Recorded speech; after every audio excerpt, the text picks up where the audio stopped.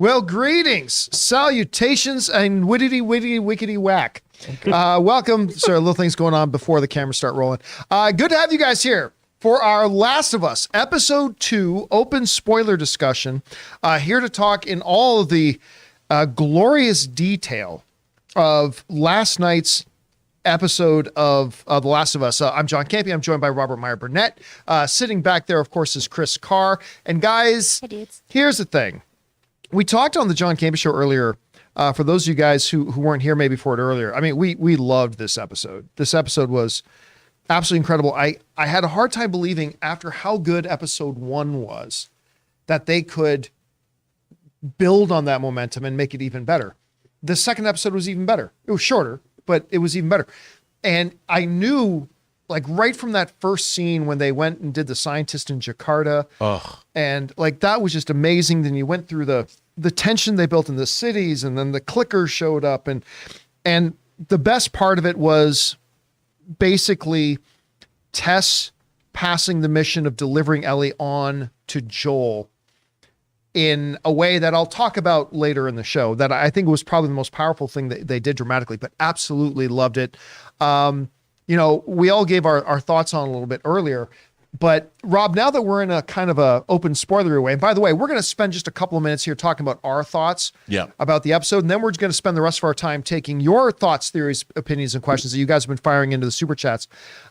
Super Chats are now open, but they'll only be open for a little while longer, so if you have a thought, theory, opinion, or question about episode 2, go ahead and fire that in now. But Rob, what were some of the things that really stood out to you now that we can talk about it in detail? Well, I think I'm really loving this flashback structure that's not part of the original game that they've added, because I think we've seen so many different iterations of zombie horror and over the last 20 years. And I think that one of the really interesting things that this show has going for it is the cordyceps and the whole, it's different. I mean, we did see it in Girl with All the Gifts, but this Last of Us predated that movie by a couple of years. Yeah. It's almost like a bunch of creators in the aughts saw the same nature documentary about ants being taken over by fungus, and they've applied it, which is fine. But what's really interesting is I thought last night's, to make the fall of civilization personal, we now had the premise of the fungal infection set up in episode 1 on a 1968 talk show. Then to see a woman through the eyes of her. I mean, it was such a great scene. It was so interesting because here come the military, the secret police. We don't know. This poor woman's just eating noodles, you know, and this, I guess she goes there every day. She's sitting there minding her own business. And I didn't know what was going on. I'm like, what is this? You know, and then they come get her and she's like, am I in trouble? You know, and I love, there were so many great touches in this opening sequence, like when the soldiers are marching fast and they leave her behind and she has to like double her pace to step up with them. And as I'm being drawn into this scene, I'm like leaning on the edge of my seat going, where's this going? And then when you see, when she goes into the room and there's just this naked, dead body prone and she's in her suit and she hooks up to the air, dude, I gotta say, I was leaning forward, then I'm like leaning back, and that's when, you know, my hands are like up, my dogs are all tense, they're which they spent the entire hour doing, worrying about me, and I was like, I was terrified. And when she gets close to this body, you know, and she's leaning over it, was it gonna come to life? Were the eyes gonna open? And that, from the opening moments, I mean, and you should talk about what you, from that scene, the thing that I totally agree with. It was so engaging, and it had nothing to do with our main characters, but in a short period of time, what was that, maybe 3 or 4 minutes, I was completely engrossed, and it was telling me something that wasn't in the game, yet was making me appreciate The Last of Us itself. It was uniquely Last of Us, even though it wasn't part of the game, and that's what great adaptation does. And I was sucked in, man. The opening scene makes it feel global, because quite often in any of these zombie things, and I'm sorry, but this is a subsect of the zombie genre. Yes. But in any of these zombie movies, like, they'll often say this is a global thing, but you never feel the global scope of it. By just going and doing that little opening, you instantly feel the global scope. But my favorite moment of it was as the doctor and the military captain are sitting talking, and she says, were any other workers missing? And he says 14. And you see her with the cup of tea in her hand. In this scene's incredible. With the cup of tea in her hand, just ever so slight, they didn't make it obvious, ever so slight, her hand starts to shake holding the tea. Like she knows it's over. She knows it's over. And she says, bomb it. Bomb the city. You have to bomb everybody here. And if you don't mind, I'm just going to go home to be with my family, because she knows they're all fucked. Right? The whole world is, and it's just these little additions, these little things that they're at that are making the world so much broader. And you know what? I can't remember if I said on the show or off show, but bring her back up there for a second. I am going to go out on a limb and guess that we have not seen the last of her. Oh yeah, you were saying that, yeah. I wonder if when ultimately they get to where they're going, if she's not there.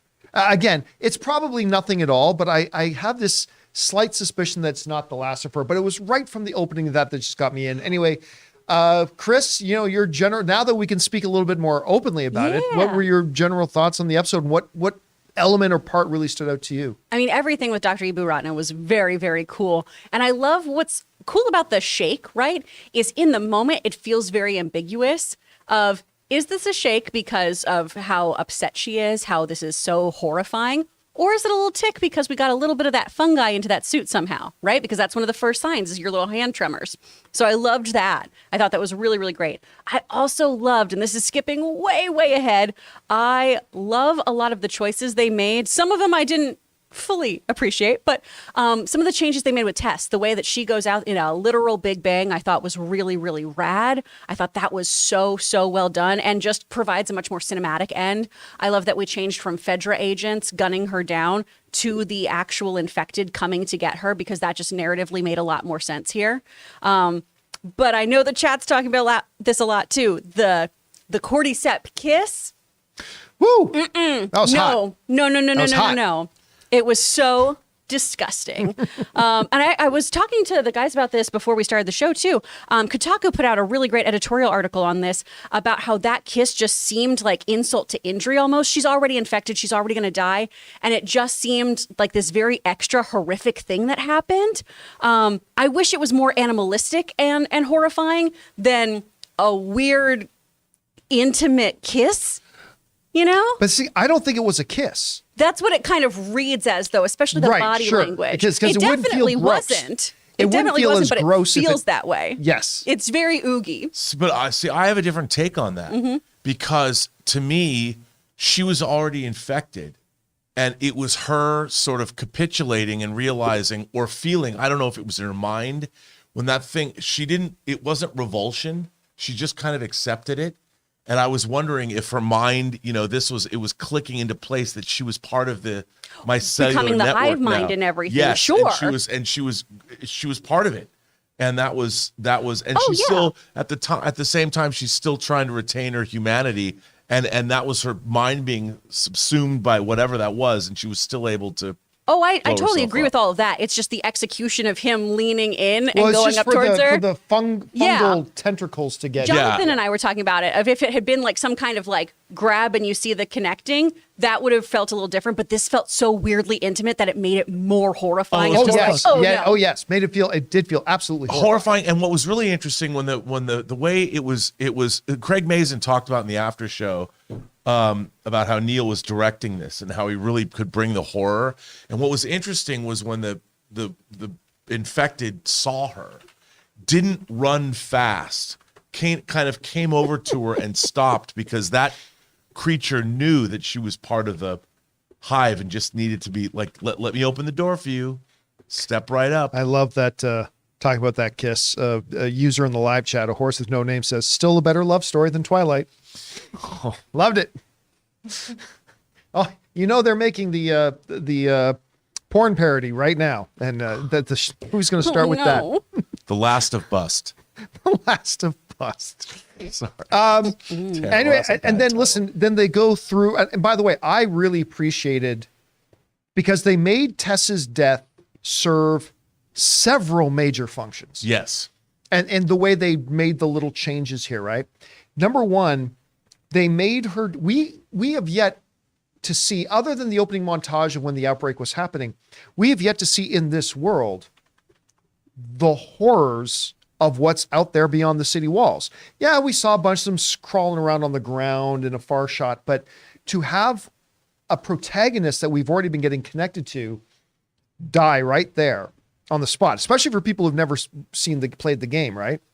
That she died there on the spot, it elevates the threat. It elevates the sense of stakes immediately by having her die there like that. The second big important thing it does is up until that moment, Joel has not gotten on board with taking Ellie, like at all. But in Tess dying the way she did, they have made it an absolute unbreakable certainty that Joel will die to get Ellie to where they need to go, because it was Tess's last assignment, last wish, whatever. So now we can go forward. And instead of thinking like an episode or two, come on, man, he wouldn't stick around with her right now. Now, as a viewer, in my head, it's unquestioned. Joel will stick with Ellie no matter what now because of the way Tess died. And I've got to give a shout out to Anna Torv's performance. Oh, fantastic. Because when she reveals that she's been bit or scratched, and when she basically tasks Joel and says, this is what you have to do, save the world, basically. Her performance was heartbreaking. She was so good in that moment. And I have to say, you talked about the creatures from a distance, the infected. I loved seeing them undulate like together. Yeah, especially when the sun started to go over them and everything. And they talked a lot about how, and Craig Mazin and Neil Druckmann talk at the end. They both talked about this in the Aftershow, how, they made those changes to the mythology of the cordyceps because they looked into the real science and the fact that I thought it was a great idea that these tendrils could be like a mile long, and you saw them. That was such a terrifying tableau to see these creatures like on their stomachs, undulating because they're tied into this larger hive mind. And, the idea that the mycellular network might one day turn Earth into a living being, going to that Gaia theory, whatever. And I thought that was just terrifying. And I'm like, boy, I hope they pay that off. And of course they did. And I thought, what a great addition to the mythology that wasn't in the game. It's a significant change from the game, not having the spores in the air and having, but the thing is, like Jonathan was saying this morning when I walked in, he's like, yeah, well, how far do the spores go? They only go this far. They don't go any further. And if you're watching this narrative and you're outside in the world, any astute viewer is going to be like, there's spores everywhere. Yeah, a city wall is going to keep spores out of the city. Yeah, no, it isn't going to. And the idea that you would assume, I just loved all that. I thought it was a great way to change the mythology. This is what good adaptation does. It changes things but pluses them and uses real science to make it in a way more terrifying.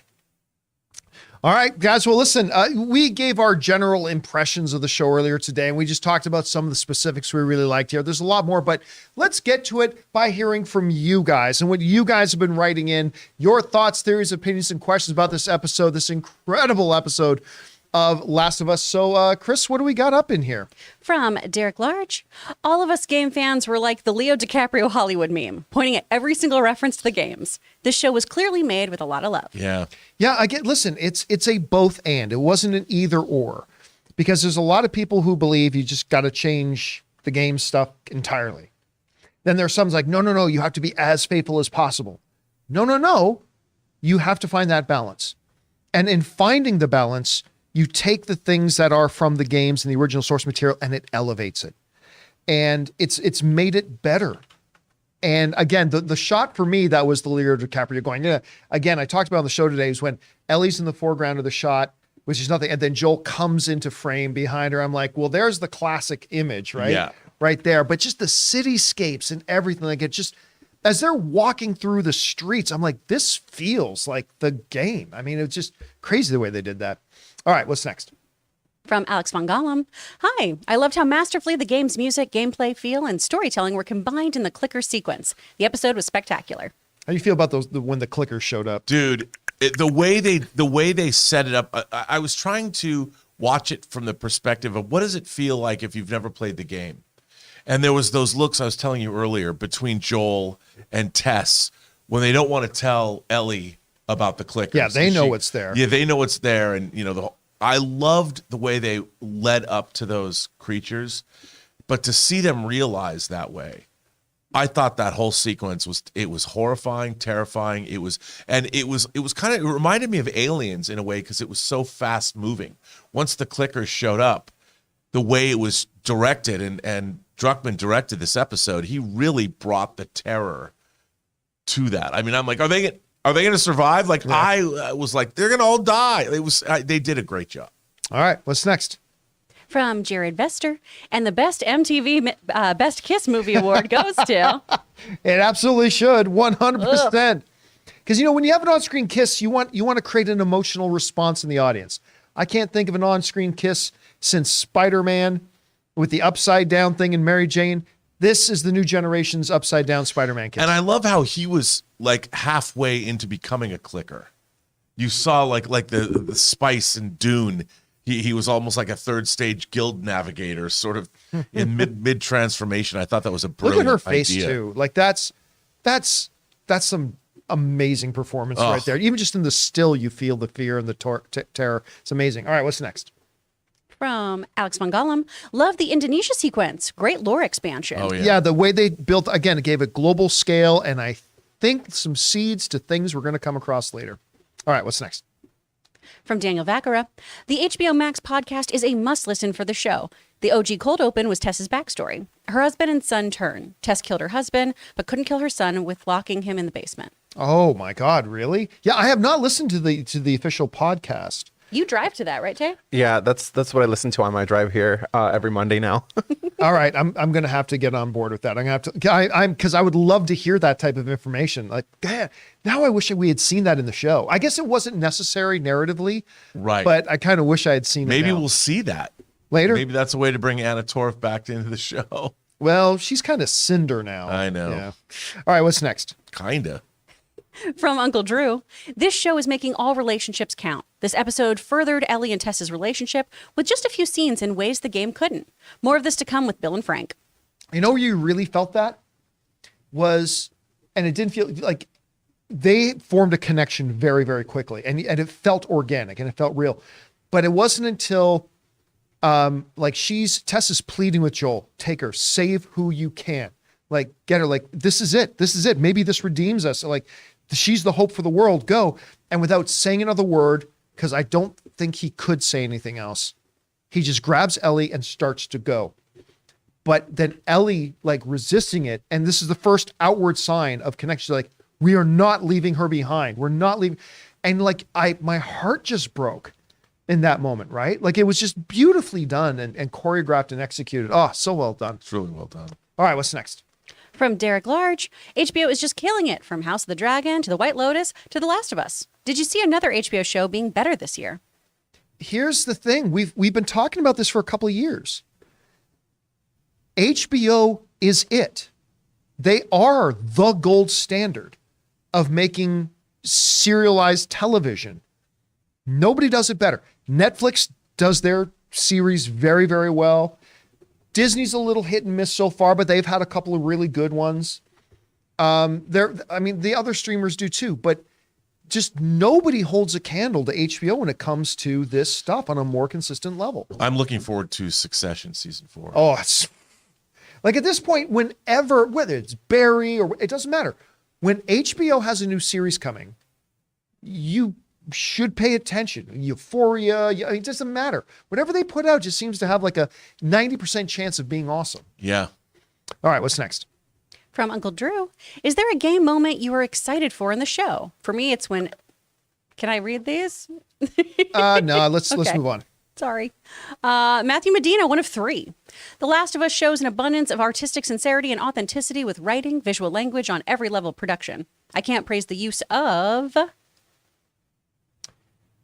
subtle horror, cinematography, maximalist sound design enough. Going from wides to intimate handheld, it keeps the visceral tension so tense and taut. There He is. With such a reverence to the emotionality of the characters, which is the soul of the show. It's like tied with Breaking Bad on IMDb with a 9.5. Damn. Yeah, again, I don't pay attention to IMDb user rates because there's no way for them to confirm anybody's actually seen it. But everything that you just mentioned is beat for beat resonant of what we got in Chernobyl, which is why when all of us found out that he was coming over from Chernobyl to do Last of Us, that's when there was an inherent excitement about they're doing The Last of Us. The Last of Us is the single greatest narrative story ever told in video games. So there's a natural high ceiling there. There's some really good upside and potential, but it's when they said Mason was coming over. When the Chernobyl guy, which is one of the, if not the best miniseries of television in the last decade, was coming over. So all these things that you're talking about, these are all things that were kind of identifiers about Chernobyl. Yeah, and it's interesting because like a guy like Craig Mazin is Princeton educated. He's really has spent his adult life in the service of great storytelling. He talks about it a lot. He's talked about it on his podcast. And to see him sort of realize all of these things through both Chernobyl and now something like this, I'm like, when are you going to make a Star Wars movie, dude? Yeah. I mean, I'd love to see that. No, I'm just kidding. But he's done such a great job here taking this world. And you know what? He's taken it seriously. I never see any indication where it's like, oh, this is just a video game adaptation. No. They're treating the video game as sacrosanct, as almost holy. It's the holy text. You always go back to the game, and they're really servicing the story and the characters in such a way that I'm honestly shocked at how well this translation's working. All right, what's next? From Daniel Vacara, they wanted to do a montage around the world with the infection, but didn't have the budget for it. They settled on the cold open we got. So effective. It was I would go so far as to say it was far more effective. I agree. Mm-hmm. Because you could have that montage shot, right? You can have that, and that's great. When you can accomplish the sense of scale while keeping it intimately personal, then you have truly achieved something. Telling it through the story of this woman doctor and her reaction and stuff like that, like having that be our glimpse into the rest of the world, but making it a visceral, personal experience with a character we're following. Rob, I think that makes it like 3 times more effective. Dude, I couldn't agree with you more. And by the way, I don't know where they found that actress. Oh, she's great. But just look at her face. I mean, her response to this, I loved her performance. And here's one of the great things that I think that has been lost a lot in modern storytelling. If you go back and you look at movies of the 30s, the 40s, and the 50s, any character, no matter how small, made an impression. The actors, because it was always coming out of the theater, and a lot of the time they don't do that enough. Like if we never see her again, and I like your theory that we might see her again later, she gave it her all. Yeah. I mean, that whole sequence was her face, and her reactions. Like when she looks up out of the microscope and she just turns, I was like, whoa, we're all effed, and she was great. And where they found her, kudos to the casting director. I don't know who she was, but I would watch more of her. All right, what's next? From Uncle Drew, the foreshadowing of the clickers added to tension. Small things like a door clicking at the beginning made me nervous. Well, I mean, like Rob pointed out earlier, it's like just the way, like when they find the mangled body, okay, that's not what a normal infected person does. They know it does that. And I love how instantly Anatol, without giving anything away to Ellie standing there, maybe they got him outside and he crawled in here afterwards. And it's just the way they set that whole thing up. You felt the dread and the terror of the clickers before we ever saw the clickers. And that's great because the dread of something is often worse than the thing itself. And they set up the dread of it amazingly. And also what's clever about it is that scene works for people who've played the game and people who don't. Yeah. Because the people who played the game know, but the people who don't won't pick up on that yet. And it was really well done. All right, what's next? From Anubis Genocide, with how great this first clicker fight was, it really got me curious on how they're going to adapt the other special infected types, seeing how they reference the bloaters in this episode. Yeah, I mean, I don't know. It's good. Like, first of all, going into it, they're going to do adaptations. So I didn't even know how they're going to handle the way you kill an infected or the way you kill a clicker or all that kind of stuff, right? So these are all still things that have to come into play here. I'll be honest with you guys. Like, Chris, I don't know about what you think, but I was actually a little surprised they brought the clickers in episode 2. Yeah. So I don't know if you thought they would do that. I mean, maybe it was necessary. I thought they might wait longer. I mean, for where they are in the story based on the game, especially since we were just playing it, right. It made a lot of sense of, oh yeah, like they're going to encounter something fairly quickly. This pacing though also does make me think, before I was like, oh, you can't do the entire game in one season. I don't know, maybe they can. Apparently Mason and Druckmann said they do. That the first game is going to be encapsulated in season 1. Okay. Apparently. Well, what I also love though is by showing the undulating masses and the clickers in this episode, you realize that the infection has affected human beings in different ways. Yeah. And I thought that was a really horrifying and yet what they promised. Like, that maybe you haven't seen the worst of this yet. Yep. There's still more to come. All right. What's next? From Daniel Vacker again. Seeing Jakarta 2 days before the outbreak after hearing about Jakarta having disturbances on the radio in the pilot was pretty cool. It was set up. Yeah. Yeah. I mean, when they go to Jakarta, well, we all kind of knew in episode 1 when we overhear on the radio further updates on the incidents in Jakarta. Like, well, that's probably it. And then they kind of set up yep, that's exactly where it started. It came from the flower plant or something like that. And like the doctor's like, that's exactly a perfect breeding ground for something like that. And where are the other workers? 14 are missing. Well, that's it. We're done. Take me home to see my family. Bomb the entire city. And apparently they did. Although I will say this one thing. When they're taking Ellie through the city and they're like, yeah, they bombed the city to slow down the slow down infection. It kind of worked here. I'm like, okay, so they're dropping big bombs, right? But as they go into the hotel, you see inside and there's a restaurant where all the glasses are still perfectly sitting on the tables. Like, no bomb went off near this place. Like, I thought, like little details, like just glasses still sitting there perfectly. They were high up. Yeah. It created a beautiful environment, though. It created a sense that was really, oh, God, that whole scene when they're like going in the water. I'm just like, nope. I wouldn't crawl into that. Well, I kept expecting the Star Wars monster in the trash compactor. Dianoga. I love that we do see Ellie being a kid in that moment too, of just being a little goofball, and then we're reminded, hey, this is fucking horrifying. There's a dead body right next to you.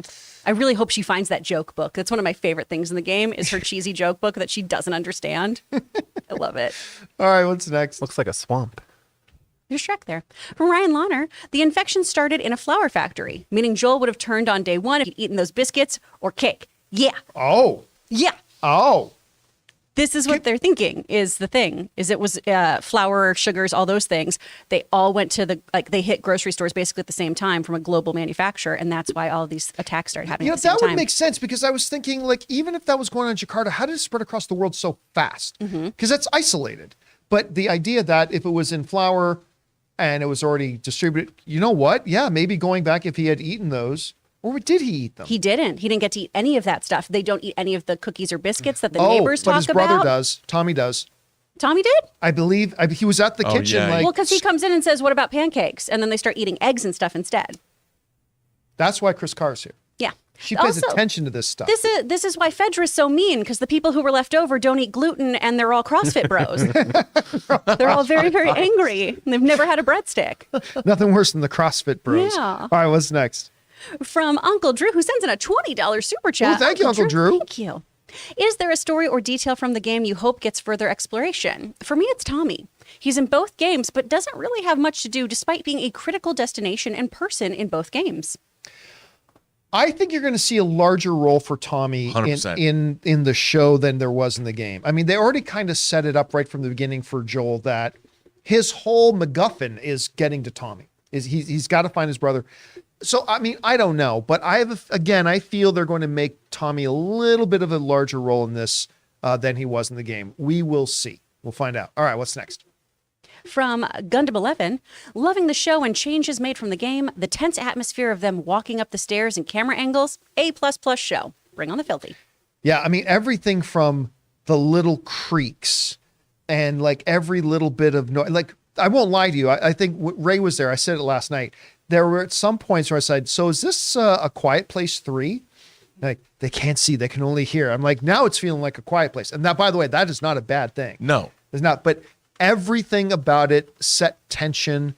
It was Oh, your stomach was in your throat. Again, I said this on the show earlier today, but Ray was over at my place watching it with us last night. And like halfway through the show, he just said, the show's going to give me a fucking heart attack. Like just like in the middle of the show as the tension was going on. But it was. By the way, also, I got to hand it to the art department for that whole beautiful museum. work. That museum set was really, really well done. All the different details in there. Fantastic. All right, what's next? From Daniel Vacker again. Craig Mazin said it made no sense for Fedra to be out there like the game and would stick to the QZ area. It's why using clickers made more sense for Tess's death. I thought it was better in the show. 100% agree. Look, I'm not going to say that would have been better in the game. But again, we talked about the narrative function that it played for her to die the way she did. It accomplished a couple of things, I think, more effectively than the way the game did it. But again, that's not to say that the way the game did it wasn't the better and more effective way for it to happen in the game. But when you're translating into a different medium, this became, I think it was the right choice. 100%. And that's what adaptation is. I mean, the thing about the game is you're focusing on the gameplay. So you're not really as focused on the world. You're not asking yourself, well, Fedra this, Fedra that, are they going to stay there behind the walls or wherever they're going? But when you're watching it like this, when you're seeing it from a God's eye perspective, really, as opposed to seeing it through Joel's, because you're playing through Joel for the most part, you're playing through Joel. But seeing it from the God's eye perspective that we are, the omnipotent viewpoint, you have to change things. Otherwise, you're going to ask yourself, well, wait a minute. Right. So that's what they've done, is they've made those alterations to make it more believable. And that's what you do with great adaptations. Well, and it also, we haven't seen a very warm and fuzzy side of Joel this episode, right? But changing the whole thing from simply wanting to go get guns to putting the focus on Tommy to, you know, being horrified when he thinks that, you know, his partner is bitten and has this kind of recoiling moment, but also still has maybe some feelings for her. All of that rounds him out in a way that if you aren't being him, right? If you don't have the agency of running through the game as him, really helps you care about his story. 100%. You nailed that. Absolutely. All right. What's next? From Ryan Launer, major kudos to the people playing the clickers who perfectly copy the game's animations while dealing with those huge prosthetics. Yes. I'll tell you, it was bang on accurate. The sounds, the movement, the horror of it. I mean, I just bang on. They said that in the after show that they hired people that knew the game that were like big fans of this movement and stuff. And I'm like, what an ultimate thing. It'd be like hiring people to be in the 501st, the ultimate cosplayers. Yeah. Like, I want to be a clicker. And they knew, because man, you're right. They looked exactly like the game. All their weird little chicken movements. Oh man. So I can only imagine how many hours they had to spend in prosthetic and makeup chairs. Oof. Like not a short amount of time. All right. What's next? From Uncle Drew again, the design team for the clickers are going to win every award. Can't wait for the bloaters. Maybe. I mean, it's let's just say it's a long year. Let's just say it's a long year. That was done very, very well. Well, we've seen other shows have incredible makeup jobs. Some are more subtle, but I mean, well, let's wait till we're out of January. Well, we're 20% in to the show, to the season. Yeah, but we're not even 5% into the year. There's true. a lot of shows and TV. Right, but I mean for the game. Yeah, the show. What's next? From Daniel Vaccaro, me as the clickers came. Aim for the head. I'm sure a lot of you know. What's he doing? Doesn't he know you got to shoot them in the head? I love that it was hard to kill them. They didn't just go down with one shot. Yeah. It was good. And again, that's game accurate. They're a lot harder to kill. A lot harder to kill. All right, what's next? From Harv's K, do you guys think The Last of Us will do to mushrooms what Jaws did to sharks? I'm already having second thoughts of having a slice of mushroom pizza. I still remember. So one of the bigger shows of the past number of years has been The Last of Us. The Last of Us. This Is Us. Right. Which is not a prequel to The Last of Us, to the show This Is Us. And I can't remember what season they did it in, but you never really knew how Milo Ventimiglia's character died and so then they finally got to the season where they had the episode where he died, and it was some kind of an appliance, right? Yeah. That caused a house fire. Oh yeah, it was like a toaster or something. It was either, I can't, like guys in the live chat, if you guys remember this, Kyle Ness is saying live chat, this is The Last of Us. There's a perfect crossover show. But a crock pot, that's what it was. Chessless W says it was a crock pot. But that doesn't even kill him. But it causes the fire. Yeah. Right? But then he doesn't die from that. Well, he has heart failure as a result of Yeah, the once they get to the hospital, Yeah. they're just like, okay, gonna go check on him, and he's dead. It all came from the crock pot, though. And I remember there was this huge thing about boycotting that thing of crock pot. And like the crock pot company had to put out this big public statement saying, we have many safety standards in our real life crock pot. This does not. So yeah, maybe like, I don't know, Domino's takes mushrooms off the menu or something like that after man. this. I don't know. That's what killed Milo Ventimiglia in This Is Us. It's like what happened with Peloton after Mr. Big died. Yes. yes. Yeah, that's a real Yeah. thing. This happens. All right, what's next? From Daniel Vacara, fungus alerting clickers nearby is more terrifying. Oh yeah. Yeah, I like it. It's because look, somebody said, I mean, I don't like the all of a sudden the fungus is like this big hive mind brain that's sending commands. I said, don't think of it like that.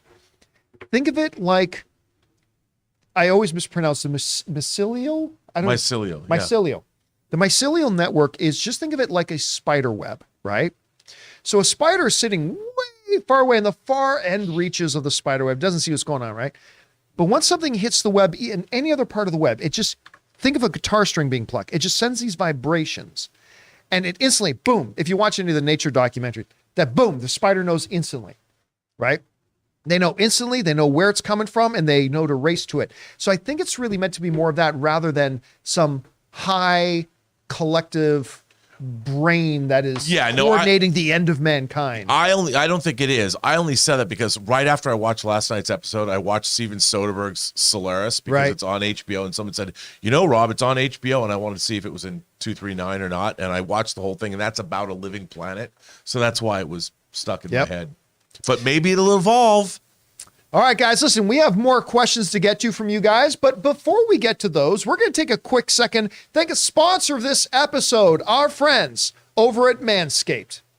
Guys, we want to take a second to thank a sponsor of this video, Manscaped. This holiday season, I'll be giving thanks to our friends over at Manscaped. Everyone loves turkey and stuffing, but you'll be looking like dessert with the help of Manscaped's Performance Package 4.0. The leaders in below-the-waist grooming have blessed you with the ultimate Thanksgiving dinner topic. Tell your in-laws about your new cutting-edge ball trimmer and gift yourself or the man in your life the ultimate men's hygiene bundle. Trim up your pumpkins by going to manscaped.com and use the code CAMPEA for free shipping and 20% off. And this year I am so thankful for Manscaped because like most of you guys, I used to use Neanderthalic dark age methods to trim my balls. Not anymore, thanks to Manscaped. It's time for all of us to give thanks to Manscaped Performance Package 4.0, or as I like to call it, the perfect package for your package. Inside, you'll find their Lawnmower 4.0 trimmer, Weed Whacker ear and nose hair trimmer, Crop Preserver ball deodorant, Crop Reviver toner, Performance boxer briefs,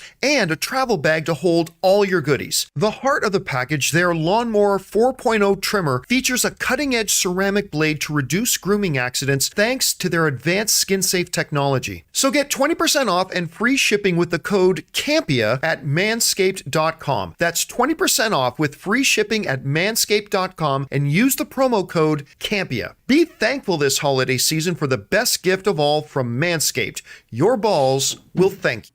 And when you got those hard to reach spores, reach for our friends at Manscaped. All right, with that down, let's keep things going here. Chris, what's next?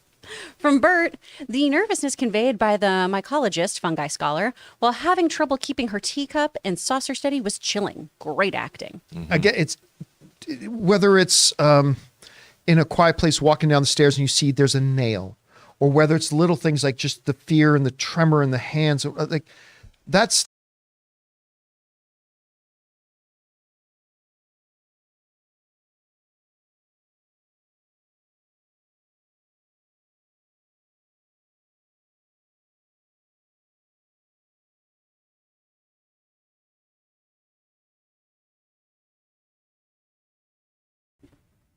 And hey guys, so we're back. Our apologies. We've been having internet connection problems lately because Spectrum is from Satan's asshole. I can't stress this enough, guys. Whatever you do, wherever you are, if you have any other option other than Spectrum internet, they are the fucking worst. They're like, we literally have our internet here go out every day, and they keep saying, no, there's no problem. Every day, at some point in the day, we have our internet go out. But unfortunately, this is the United States of America where you don't have choice. And it's like a drug cartels with the internet providers, because all the cartels, they each got their own territory and you can't get somebody else. And we're kind of stuck here. I'm not kidding. I'm seriously thinking about moving offices just so we don't have to be in an area where Spectrum Internet is the service provider. If you have any other choice other than Spectrum, please do it, because they are the worst. I wish we could get off their service. They completely suck. Spectrum, you're all assholes. Anyway, with that said, this episode is brought to you by Spectrum. They will never be sponsors here, because fuck them. Anyway, let's keep going with this stuff. What's next? From CJ Rebirth, also in tears a little bit because I started playing Last of Us 2, and there's a Curtis and Viper 2 reference that I realized was the movie Sarah got for Joel in episode 1. Oh, I missed sweet. that. Yeah. I totally missed that. That's actually pretty interesting. I'm going to go back and watch that again when she brings that in the movie. All right, what's next? From Enzo the Baker, Craig was going to name the show The Yeast of Us. Just kidding. Yeah, get it? Huh? That's not bad. That's clever. No, Come on. It's not bad. It's not bad. It's not bad. Well, and that joke Pretty came from a baker, so Yeah. there's There you a good go. one. Enzo the He Baker. knows what he's talking about. All right, what's next? From Fangblaze71, God, they're amazing at building tension. Yeah, everything about it, every footstep they make, like it just, when you realize you're feeling the emotion of the scene as an audience member, that's well done. All right, what's next? From Ricky Diaz, random fun fact, Ellie from the game was modeled by actress Ellen Page back in 2012. Yeah, prior to them transitioning to being Elliot Page, and they actually sued for the game likeness. At the artist formerly known as Ellen Page. Yeah. Did not go in and model the thing. They literally just made Ellie, and Ellie just looked a lot like, again, the artist formerly known as Ellen Page at the time, who is now Elliot Page. And this, I mean, look, they never said that, oh, we modeled her after Page. They never said that. No, but they did make changes to the character when they redid it. Because Page was going to sue them or something like that. And it did look uncannily like Page. I mean, just gonna throw that out there. But yeah. All right. What's next? From Brandon Nesbadine, would you rather have no one kiss you your whole life or be kissed once in the way Tess was? Gross. That wasn't a kiss. No, see, that's like saying, That's disgusting. would you rather have a baseball bat taken to your balls or have no one ever touch your balls? Yeah. No, that's not an equivalency factor. I would take no one ever hitting me in the junk with a baseball bat. And it wasn't, to be fair, just because they both used the mouth, the orifice, it wasn't really a kiss. No, it was a more of a soldering. It was wires being soldered together. It was a fungal attachment. A fungal infection. Yeah. Which should have nothing to do with your kissing life. It should have everything to do with happiness. You know what? As far as your love life goes, you want to stay far, Yeah. far away from fungal infections. All right, what's next? Yeast. From Jason Bryden, I don't get scared by anything in the horror genre. Damn if they didn't nearly get me last night. And I played the games. Bravo to Mason and Druckmann. Again, I very rarely will I feel, unless it's called American Werewolf in London, I very rarely get scared. But can they make you feel the tension? Do you, in the middle of a breath, realize, oh, I didn't even realize I'm clenching the blanket or the pillow beside, I was like, oh, I didn't even realize I was doing that.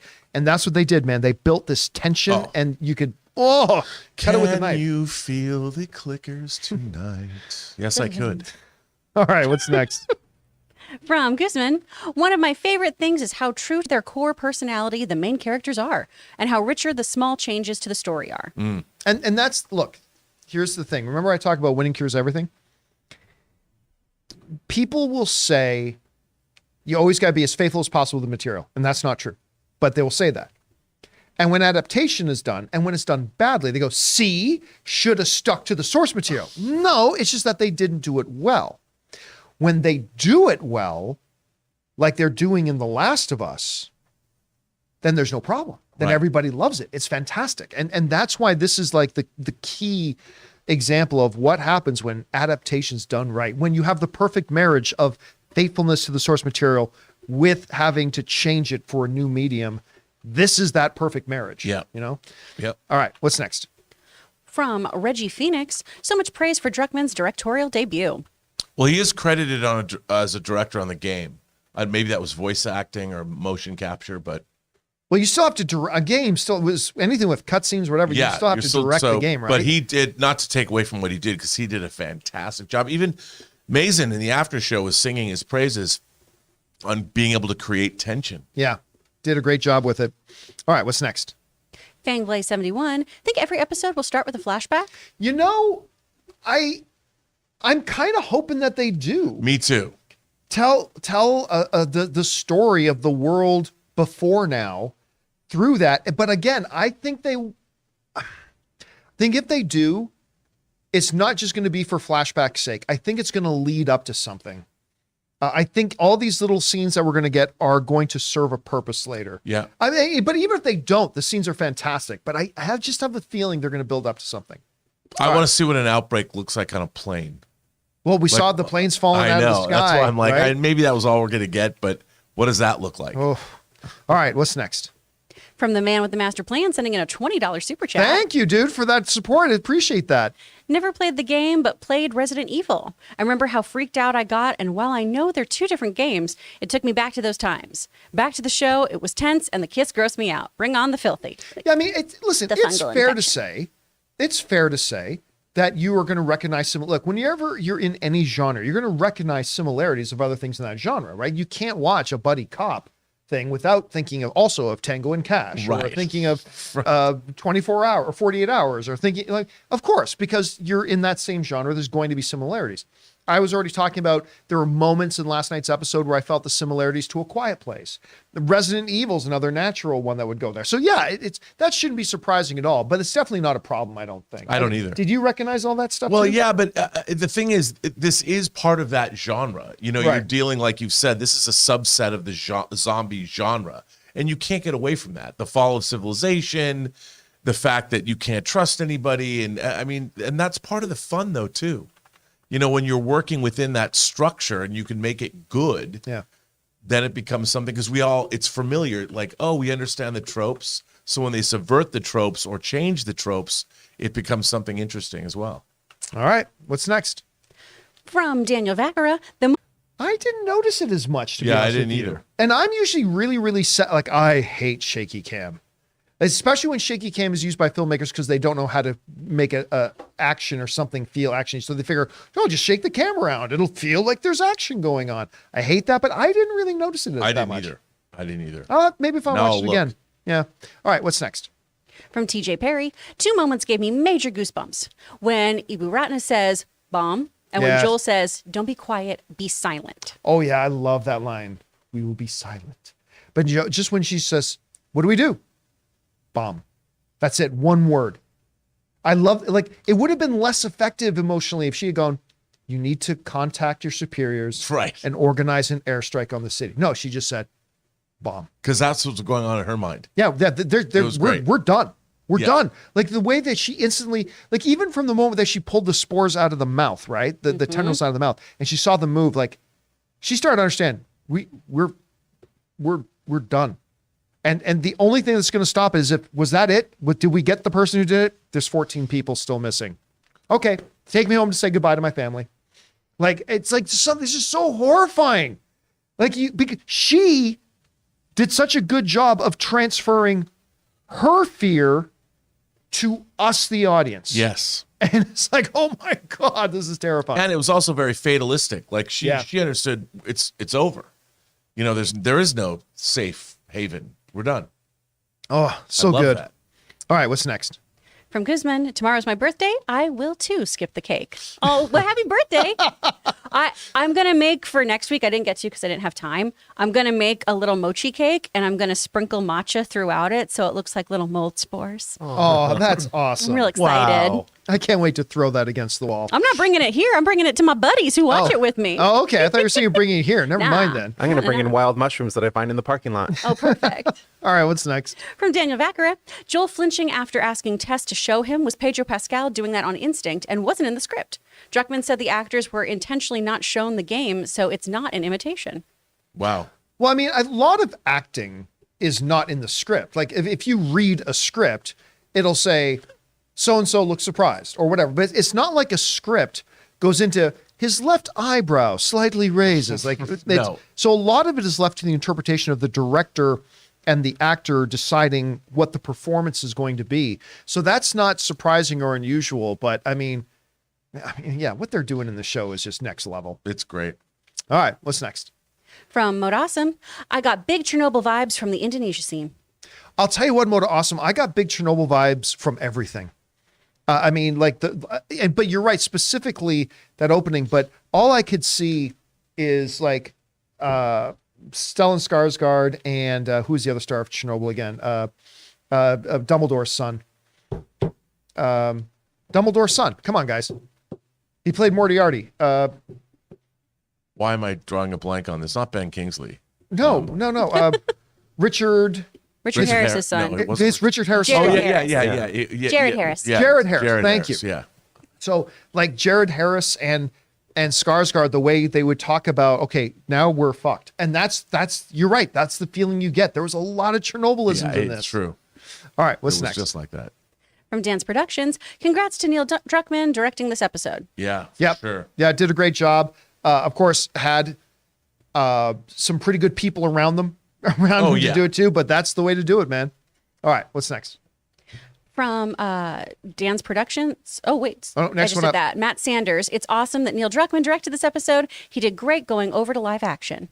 100%. Yeah, and listen, it's also a great baby step too, because like he knows this world better than anybody. If you're going to step out and do your first directing in like for television or movies, this is the safest space to do it. That you are absolutely 100% familiar with.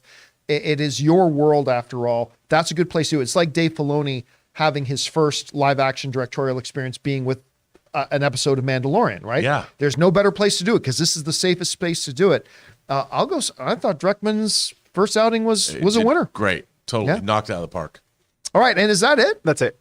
All right, guys. Then that'll do it for this installment of our Last of Us open spoiler discussion for episode 2. Guys, this show just keeps, I am having a very, if another show comes out this year that is better than this show, I don't know how good that show has to be because I think we're watching the best show of 2023 already in January, but who knows? Pretty great. It's been fantastic. Thanks so much for joining us, guys. Big special thank you to those of you who sent to the super chats. Number 1, because you gave us great fun things to talk about. And number 2, you supported this channel as you did it. And thank you for plowing through all of Spectrum's bullshit with us that we have to deal with on a daily basis. All right. So for myself, Mr. Robert Meyer Burnett, Chris Carr is back there. We've had Taylor running the show for us here. Thank you, Taylor. And again, I'm John Campea.